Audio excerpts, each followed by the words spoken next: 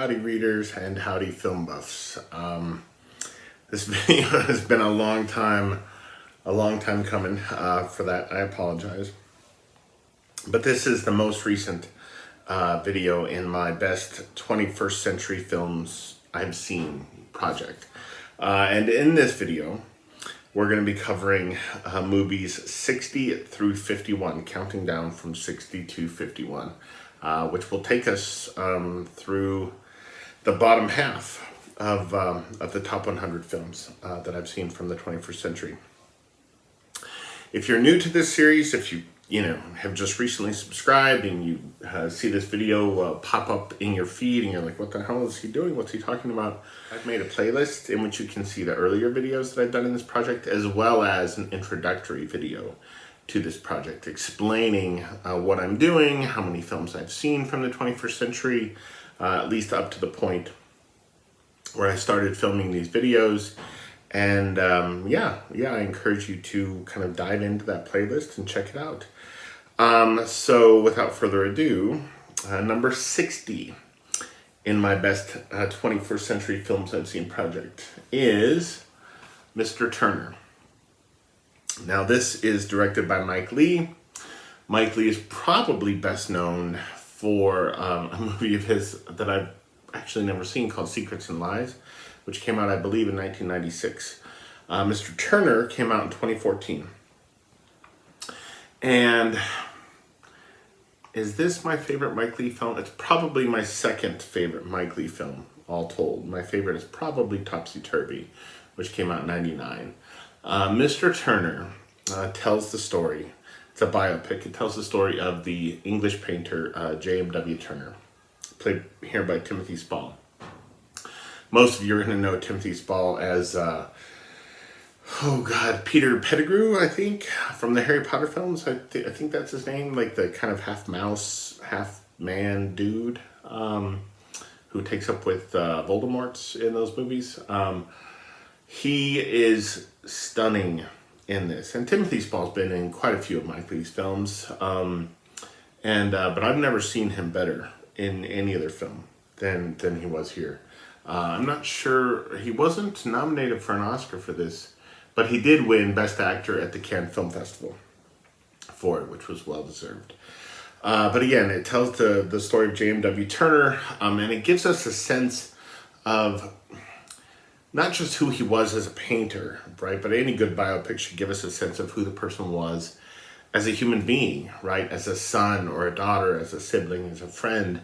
And Turner was this kind of strange combination of, being deeply introverted, socially awkward, but also just incredibly grumpy and inward, but also quite kind at times, right? He was a complicated man, and you get that sense from this movie. Now, being a movie about a painter, it should have wonderful cinematography, and it does.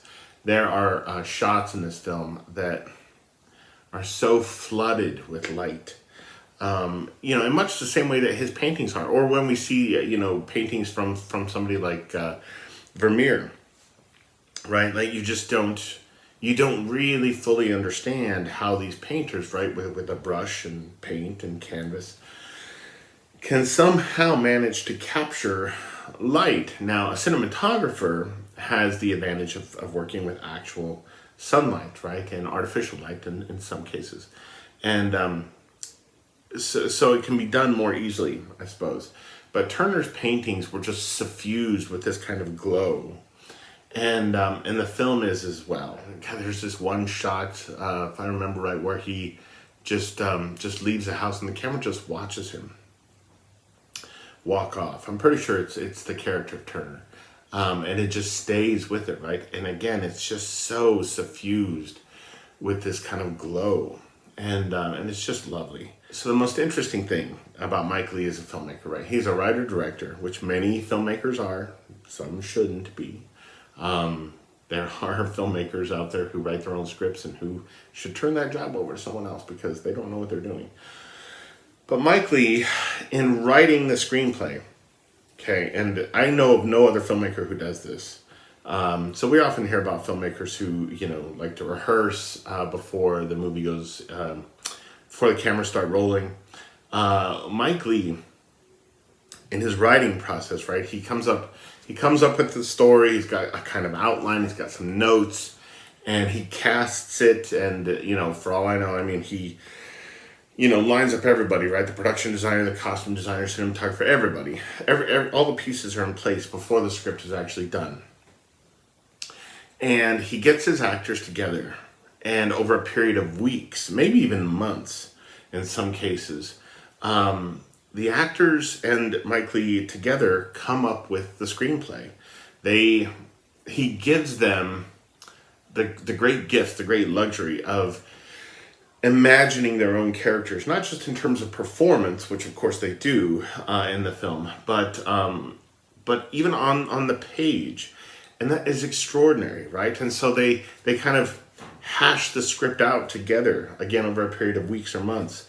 And so it's, Mike Lee has the writing credit, but it's a deeply collaborative process in how they come up with the screenplay together. And so every actor has a larger stake in how his or her character is conceived than actors working really in any other film or for any other director. And that, I think, is remarkable. And this is one of his best films. So, Mr. Turner.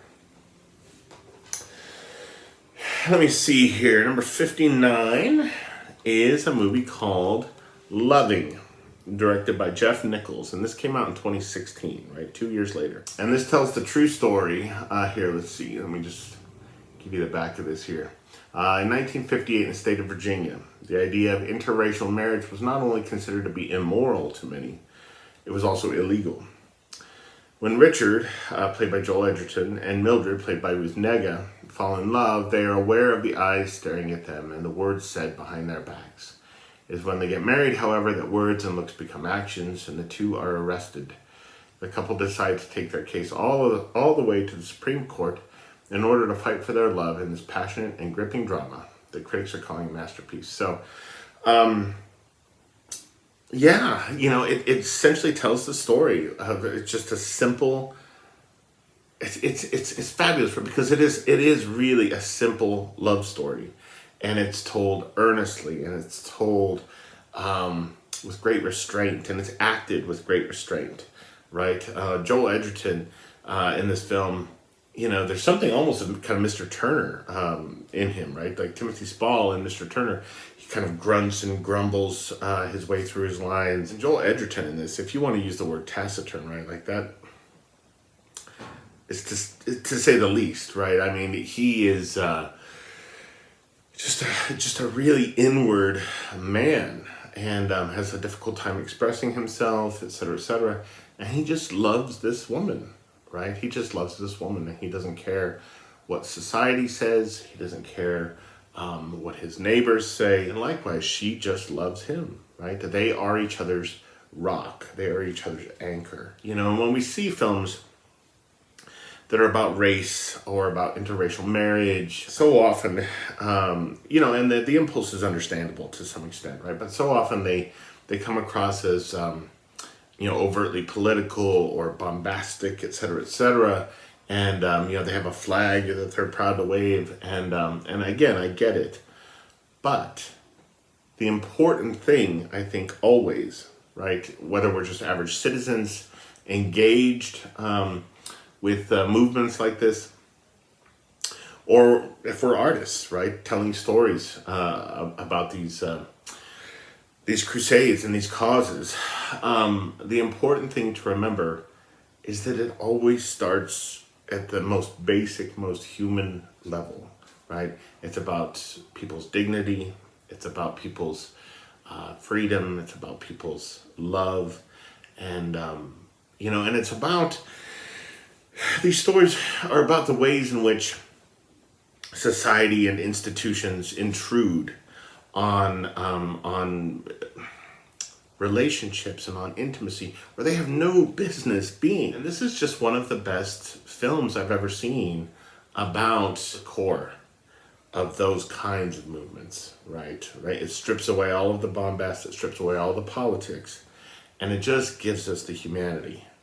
And it's bracing, and it's quiet, and it feels so genuine, so authentic. One of my pet peeves about period films, period dramas that take place, early 20th century, mid 20th century, is when all the cars are all nice and shiny, and all the clothes look like they just rolled out of the costume department.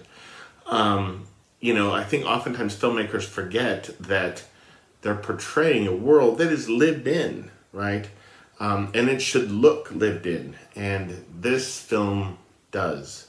The vehicles, the fronts of buildings, the clothing, like everything, right? I mean, even just the way in which the actors are moving around their home, in their kitchen, there's something so easy and comfortable about it. And you just don't see period dramas like that very often. You just don't. And this is a terrific one. If you haven't seen this, please seek it out.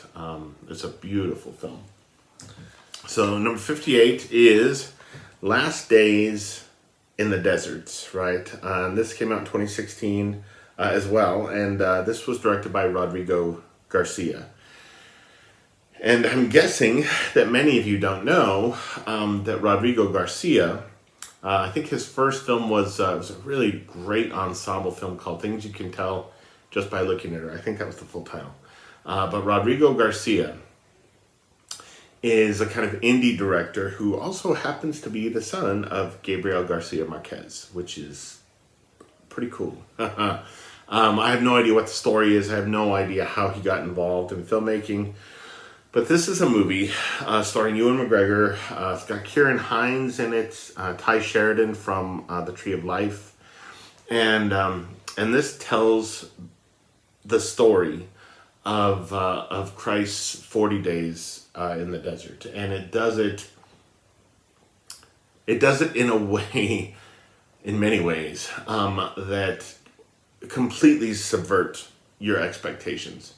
And I really love films that take, again, right, we've got maybe Midrash coming up, and this is a perfect example of that, where the filmmakers take this well-known story from the New Testament, from the Gospels, and they look at it through a prism, right? Almost like they look at it through a kaleidoscope, and they imagine it in an entirely new way.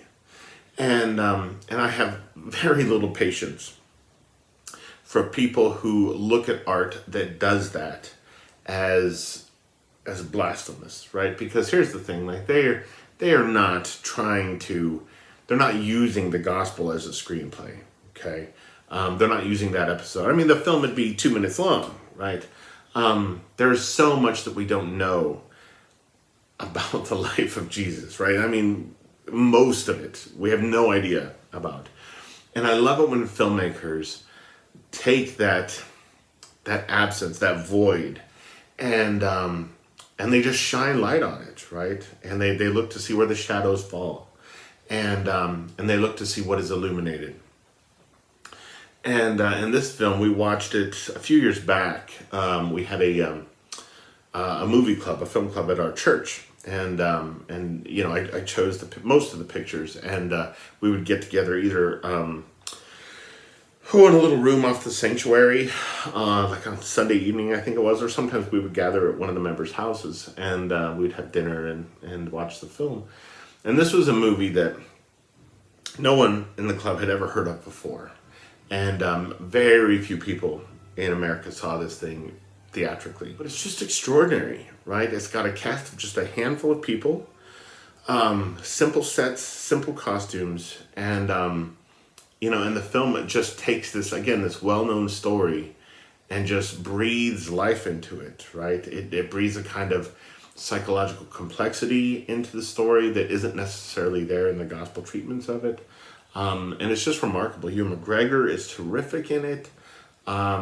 This is maybe going to be a difficult film for you to find, but I would encourage you to look for it, especially if you, like me, are really into those kind of mid-rashy novels and films, where filmmakers have the chutzpah to take something that is a kind of sacred cow for many, and to do something original with it, and do something innovative and revolutionary, even if it doesn't always work, right? These films, these novels, even if parts of them fall flat, even if parts of them maybe go too far in giving us a kind of a darker, more complicated portrait of some of these episodes from the Bible.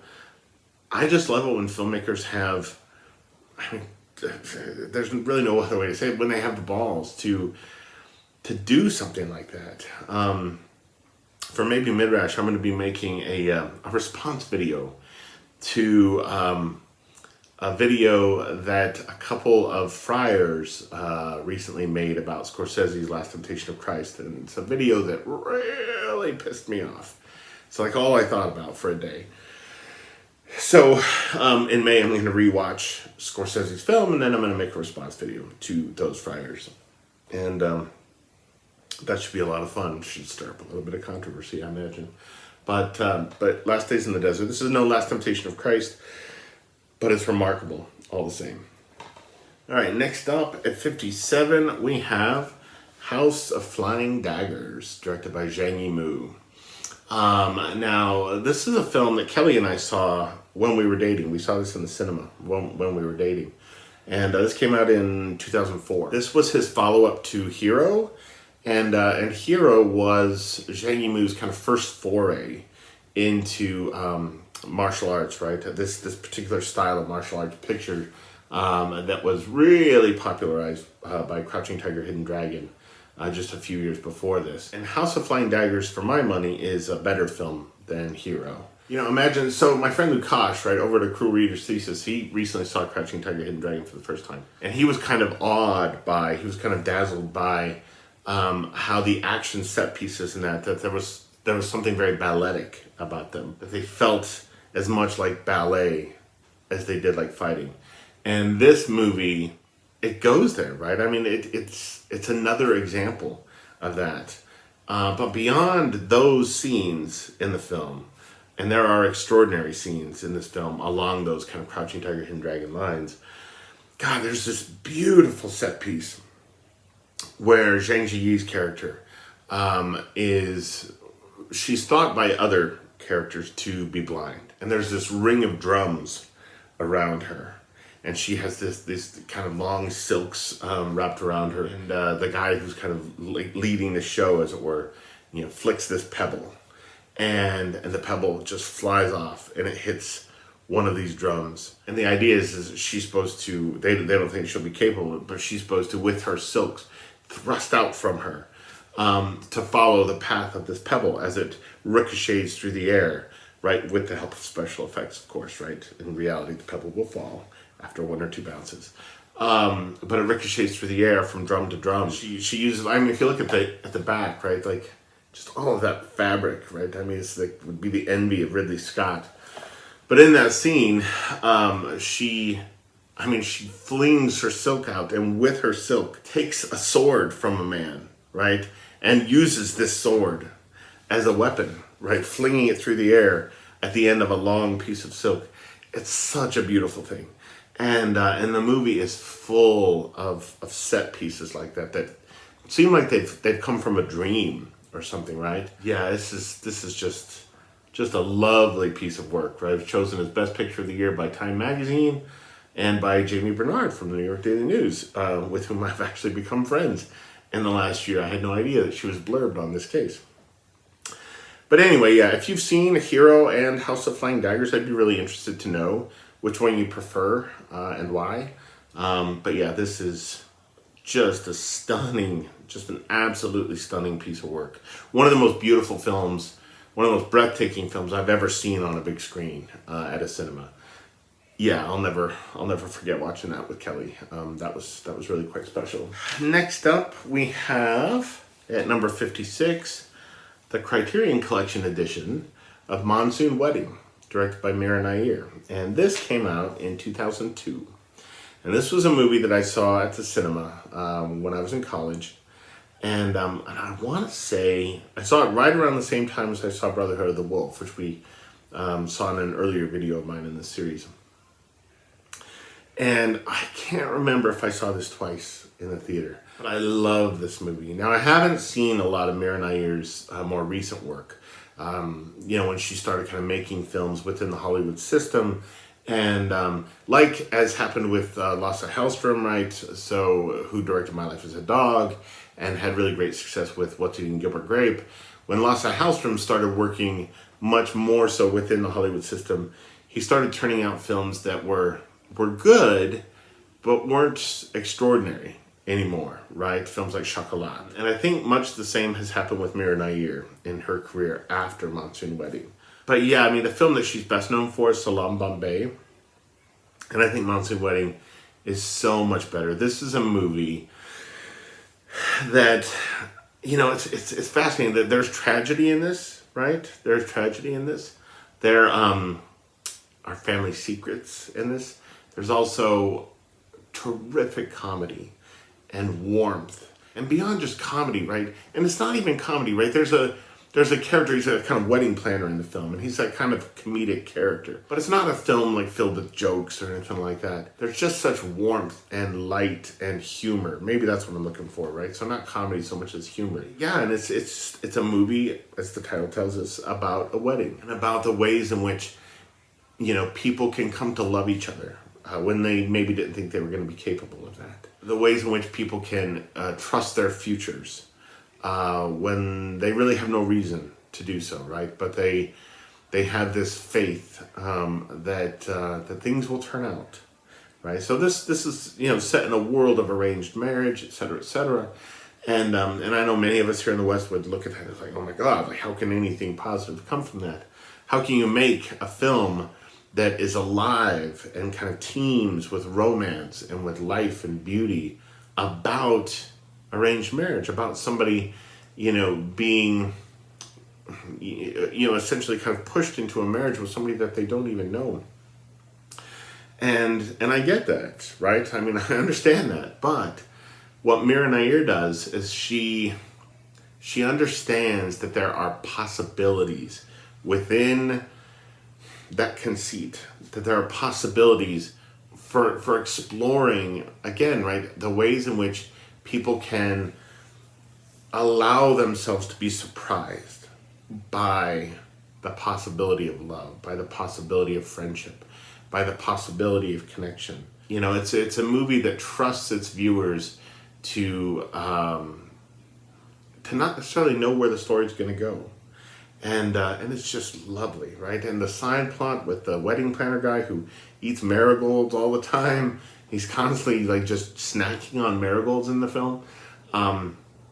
He has a romance as well in this movie that is unexpected and is kind of Dickensian. And it's just a really lovely movie. I was so pleased when Criterion added it to their collection.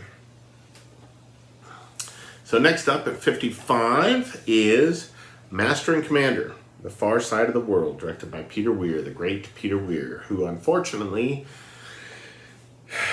seems to have retired from filmmaking after his last movie, The Way Back. And it's been a long time since he has released anything else.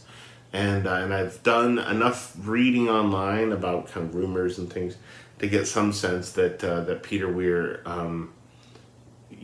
just became really, really disenchanted after releasing The Way Back about how,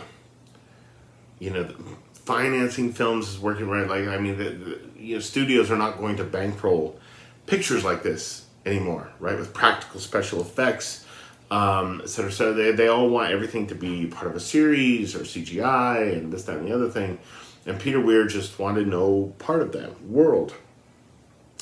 And so early this century, right, again with The Way Back, and before that with Master and Commander, he gives us these raw, brutal historical epics. And this movie is it's completely immersive, right? And it's completely suspenseful at times, right? There's just parts really, really early in the film, they're on their ship and and they think they see, I mean, it's really foggy, right? But they think that they see an enemy ship in the distance. But they just like see just kind of just glimpses, right? And they're not sure how far they can trust their eyes, and they're just watching the fog, right? And so we see what they see, right? It's this lovely point of view shot that it's just this kind of gray mist. And then all of a sudden there's a flash in the mist from quite far away. But that flash means that they're being fired on, right, with cannonballs, and then a battle ensues, and it's just fucking awesome. When I saw this in the theater with my brother, I don't know. I mean, I don't know. I suppose I drank my soda too fast or whatever. But there's so much water in this movie. Most of this is filmed on the sea. There's just so much water in it, right? And the rocking and swaying of the boat, that I found myself not too terribly long into the film needing to pee like I had never had to pee before. And just as it would be ludicrous to skip 5 or 10 pages in a 400-page novel, I don't go to the bathroom at movies. I just if I have to pee, I hold it. I don't care if it's a 3-hour film, a 3-hour, 15-minute film. However badly I have to go, I just don't go, because that would be like skipping pages in a book, and nobody would do that. Not even the greatest moron in the world would do that. So when I go to a film, I sit and I watch the whole thing, but I had to pee so bad. And I was just contorting in my chair and just leaning back and, like trying to raise my hips up in the air a little bit and just to take the pressure off. It was, that's probably too much information for you. But a movie with this much water, I would dare say, is going to do that to anyone, regardless of how much Pepsi they've drunk. So, Master and Commander is fabulous. Peter Weir is one of my favorite filmmakers. I have a poll up right now in the community tab on my channel about his film, Dead Poets Society, just to kind of gauge how many people who watch my channel, at least, are fans of it versus people who don't like it. I'm a big fan of Dead Poets Society. I'm a fan of Green Card. I'm a fan of Picnic at Hanging Rock and The Truman Show. Gallipoli. He's just a hell of a filmmaker, and it's so sad that the film industry has become twisted in such a way as to make a filmmaker of his caliber feel like he has no place in that world anymore. It's just a crying shame. But Master and Commander is one of his best films, and I don't think I've ever seen a bad film from him. So number 54 on my list is another comic book movie, and that is Hellboy 2, The Golden Army, directed by Guillermo del Toro. I can't remember if I had seen Hellboy 1. I think what happened was, so this came out in 2008. Kelly and I were living in Missoula, and I think what happened was we were going to see Mamma Mia, and it was sold out, but we still really wanted to go to the movies. And this was playing. I think maybe I had seen Hellboy, but Kelly hadn't. And I thought, listen, let's go see this. I don't think you'll need to see the first one or whatever. And I think you'll really like it. And she was very skeptical because of the title. And these movies are filled with religious symbolism and with religious ideas, specifically Catholic ideas. You wouldn't know it necessarily at first glance. I've talked to people about these movies before, and when I tell them that how fascinated I am by all of the kind of the religious underpinnings, and I've had people look at me like I was crazy, but it's absolutely true. And the second one here, Hellboy 2, is not only a better film than the original Hellboy, but it's also much more kind of religiously complicated and interesting. I've screened both of these movies in church film groups before, and made converts of people who were deeply skeptical that it would have anything to say to their faith or to their religious experience. I don't know, maybe in the future I'll do a video on religion in the Hellboy movies, right? The Del Toro Hellboy movies. I haven't seen the reboot. I have really no desire to see the reboot. But this is just a magnificent, magnificent film. It's really, really funny.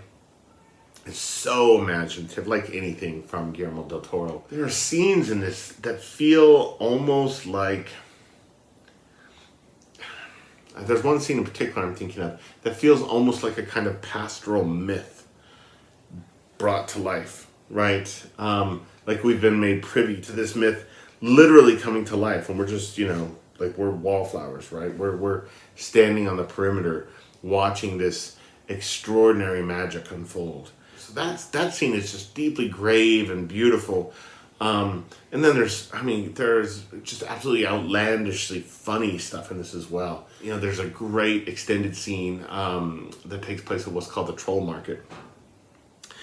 And the thing about that scene, right? So if you've seen Star Wars, The Last Jedi, and if you were bothered by that whole casino sequence in that movie, watch this and you'll see what Del Toro does with the Troll Market scene.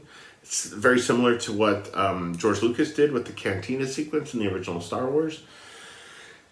And you will, in seeing how the Troll Market scene in this works so well, it will help you to understand why the casino sequence in The Last Jedi fails so miserably. It's, like I said, deeply imaginative and eerie and hilarious and really quite beautiful at times. I mean, disarmingly beautiful at times. God, I haven't even talked to you guys about the scene where Hellboy and Abe is like a man-fish, and each of them is in love with a woman who they're not sure if they can have or not, right? They're not sure if the love's requited, and this man-fish and this demon from hell like get drunk on cheap beer and sing pop songs, and my God, it's crazy, but it's brilliant. I might have to watch this soon. Hellboy 2, The Golden Army. The next film I don't own a copy of, and so I'll put the little picture of it up here. And that is Obvious Child, directed by Gillian Robespierre. Came out in 2014. And The Obvious Child, which takes its name from the Paul Simon song, the first song on his album, The Rhythm of the Saints. I think it was the first song. It's a great song. Obvious Child is a comedy about abortion.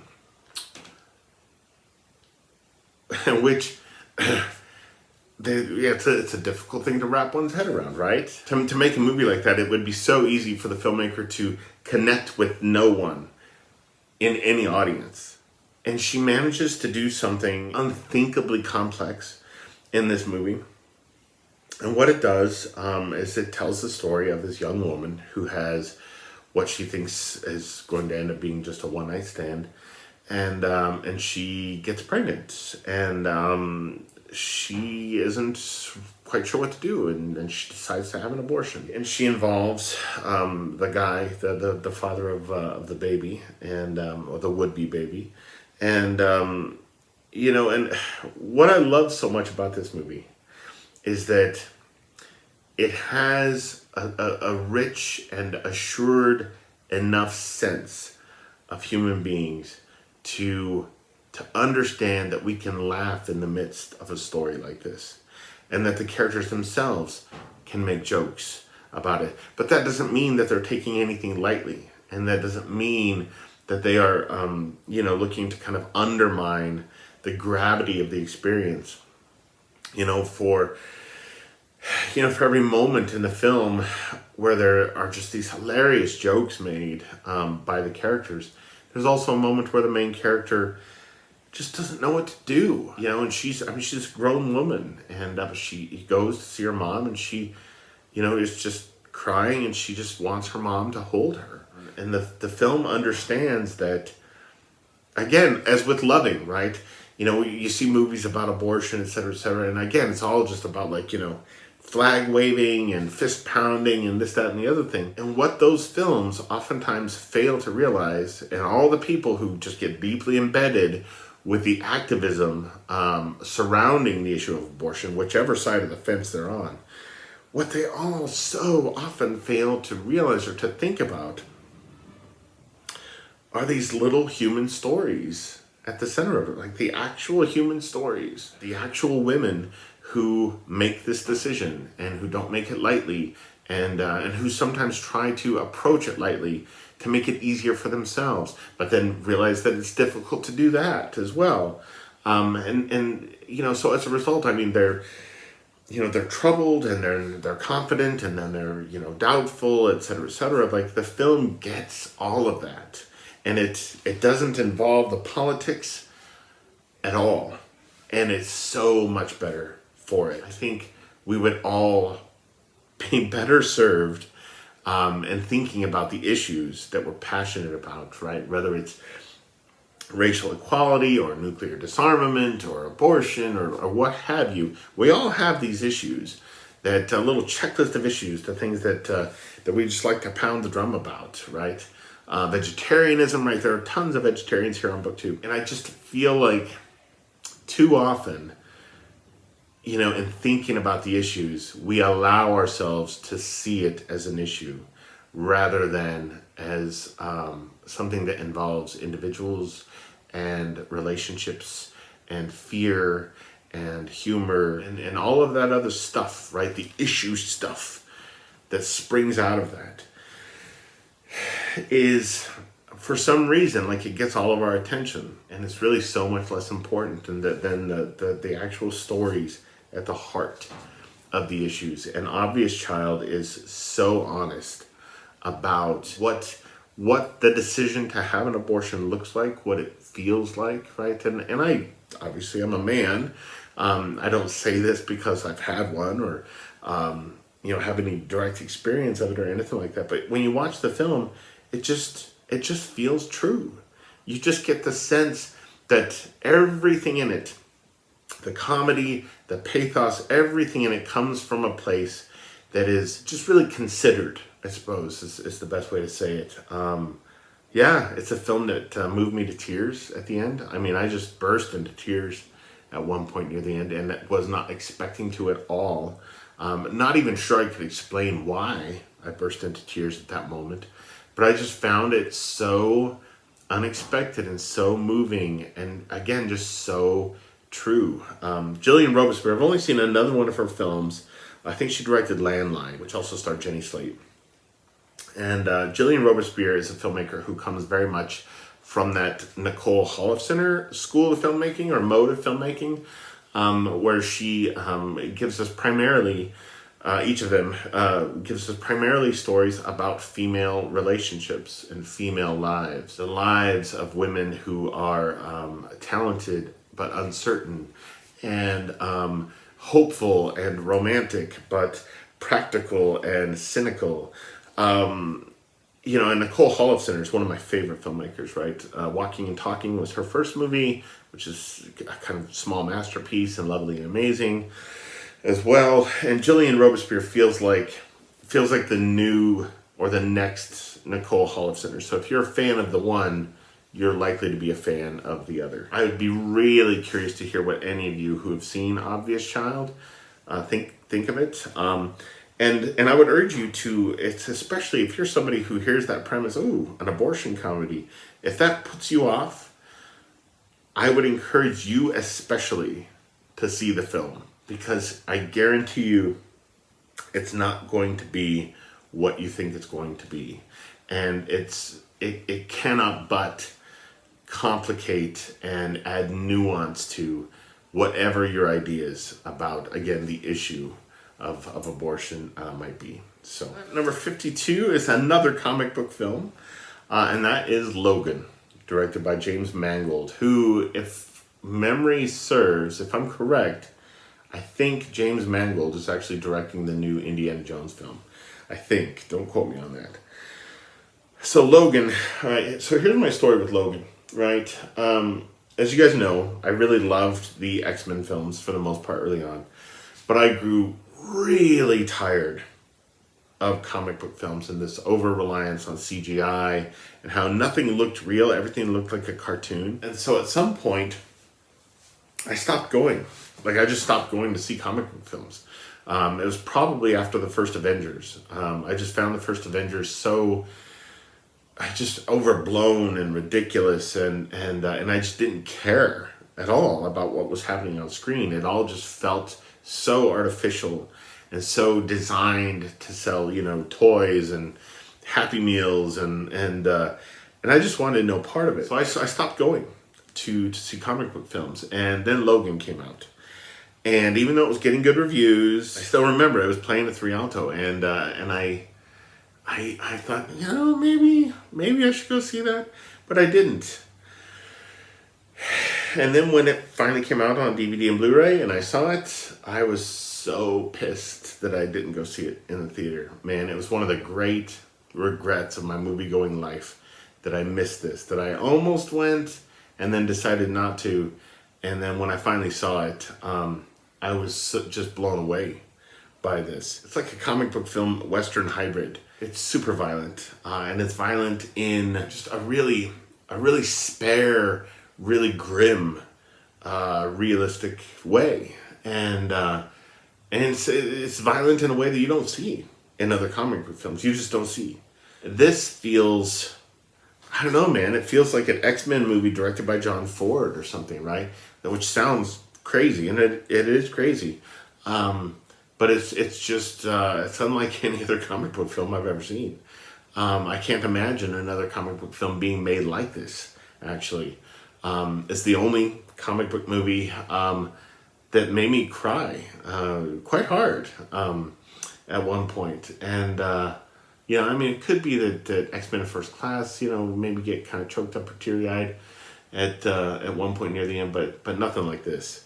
I mean, this feels just raw and rugged, and everything it makes you feel, right? The rush of it, again, the pathos of it, it earns it, right? It's a movie that pushes all the right buttons in all the right ways. Man, that's a hell of a movie. Just a hell of a movie. It's like a Cormac McCarthy.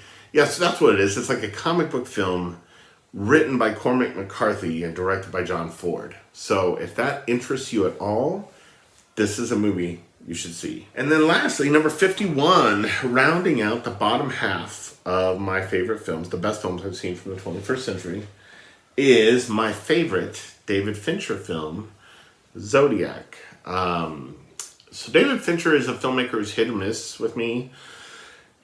Spoilers, you're not going to find The Social Network on this list. I don't like The Social Network at all. I couldn't stand it. I fully expected to like it, but I really hated it. And The Game, another film of his, I was just kind of lukewarm on. I really like Seven. I love Zodiac. I really, really like Mank as well, his newest film. And Zodiac is a movie that I'd been wanting to see. It tells the story of the serial killer, or I should say the hunt for the serial killer, the Zodiac killer in California, and who was never really officially identified.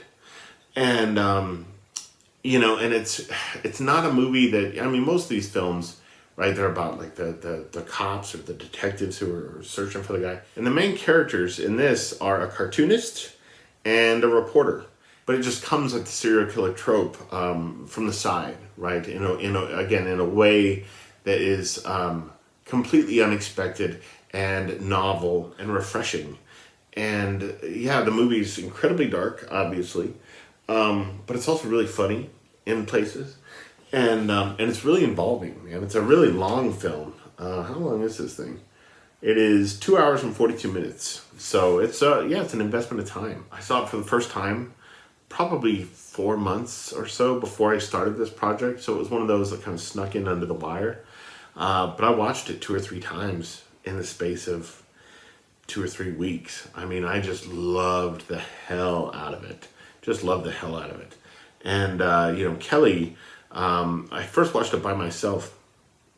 Kelly didn't want to see it. And when I finally saw it, I felt sure that she would really love it. And so I finally persuaded her to sit down one evening and watch it with me, and she really loved it as well. So again, right, as with Obvious Child or an abortion comedy, if that doesn't sound like your bag, if a serial killer film sounds like something that would just keep you up at night or what have you, and you don't want any part of that, I would say give this a shot.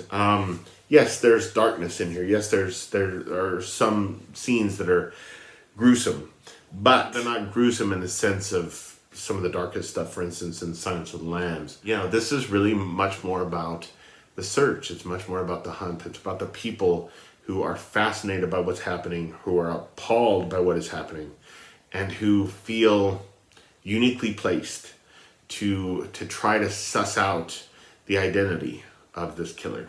So that's it. Numbers 60 through 51. Sorry this video took so long to get around to. I really have no excuse apart from all the things that you all already know. A lot of you really, really love this series and been waiting patiently, so this is for you. You know who you are, and I will see you guys again very soon. Adios.